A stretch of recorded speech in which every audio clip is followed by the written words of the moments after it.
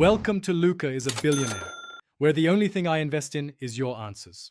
In this video, I will explain how to play Cooking Fever. To begin, you'll learn the core mechanics, taking customer orders, preparing delicious food, and serving it promptly. You'll also discover how crucial it is to upgrade your kitchen appliances and enhance your restaurant's ambience. Mastering the art of earning coins and collecting valuable gems will be essential for unlocking new restaurants and advancing through many exciting levels. Get ready to cook up a storm. Making smart upgrade choices is key to your success.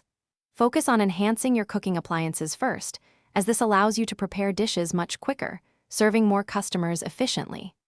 Next, invest in attractive interior decorations. These can increase customer patience by up to 20% and boost your tip earnings.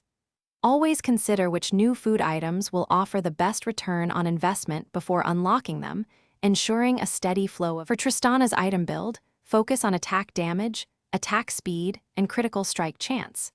A strong starting item is Blade of the Ruined King, providing excellent damage and lifesteal. Follow this with Stormrazor for burst damage and a slow, then Infinity Edge to maximize your critical strike power. Navori Quick Blades is an excellent choice for reducing your ability cooldowns with critical hits.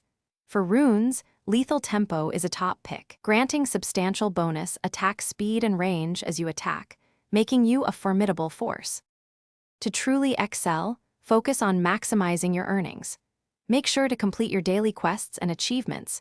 These often provide significant bonus coins and gems. Actively participate in special in-game events, as they offer unique items and substantial currency rewards that are otherwise unavailable.